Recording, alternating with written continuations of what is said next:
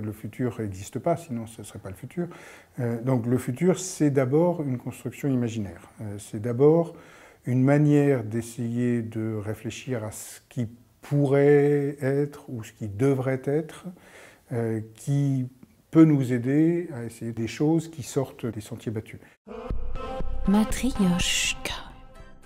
Bonjour, bienvenue sur Matryoshka. Alors, le monde d'avant, on en parle beaucoup, et le monde d'après, on en parle beaucoup aussi. Sauf que comment arriver à le dessiner, ce futur? Certains le fantasment, là où d'autres, effondristes, affirmés ou non, imaginent sa fin très prochaine. Alors nous, pour nous aider à y voir un petit peu plus clair dans ces futurs potentiels, on a été à la rencontre de Daniel Kaplan, qui est chercheur, penseur et explorateur des futurs. Acteur du numérique et de son développement économique et social depuis plus de 20 ans, Daniel Kaplan a été un des fondateurs, d'ailleurs il l'a dirigé, de la FING, la Fondation Internet Nouvelle Génération. Et plus récemment, il a créé le réseau Université de la Pluralité, U+.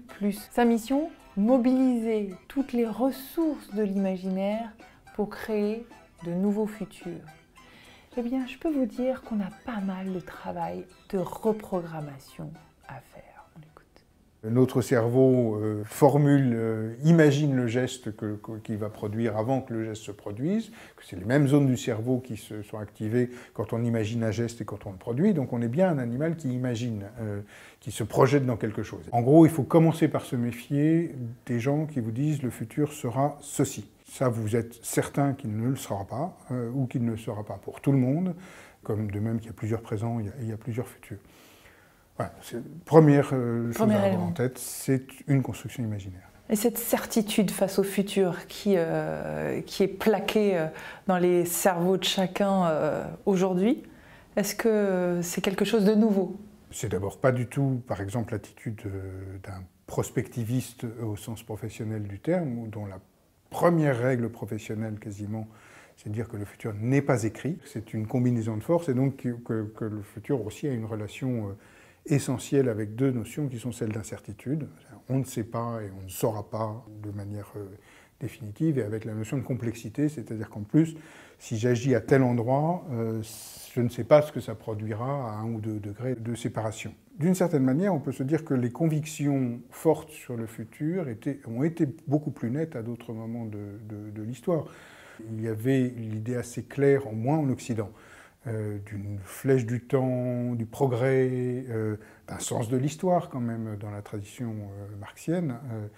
Vous aviez énormément de gens qui avaient une idée assez précise de ce qu'il serait ou de ce qu'il devait être, mais avec, pour certains, une conviction qu'effectivement il allait l'être. C'est-à-dire que pendant tout un temps, on a pensé, pendant tout ce temps que vous décrivez, globalement en Occident, on avait l'impression que demain serait sans doute meilleur qu'aujourd'hui. Oui. Depuis, on va dire, 200, 300 ans, on est en Occident dans cette idée, en tout cas, d'une flèche du temps, qui s'est effectivement un peu cassée dans les décennies récentes, parce que constat du fait que visiblement le progrès n'était pas continu, constat de la montée de toute une série d'incertitudes, pas seulement climatiques, également sociales. Dans pas mal de pays, en particulier en France, cette cassure se fait dans des enquêtes d'opinion où de plus en plus de gens considèrent que l'avenir de leurs enfants sera en fait plus dur que le leur et que le futur sera plus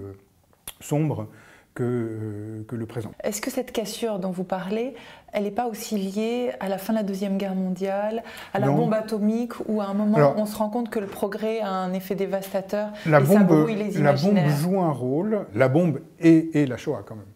C'est-à-dire ce constat que nous sommes capables d'arriver à des formes industrielles d'assassinat ou de destruction humaine.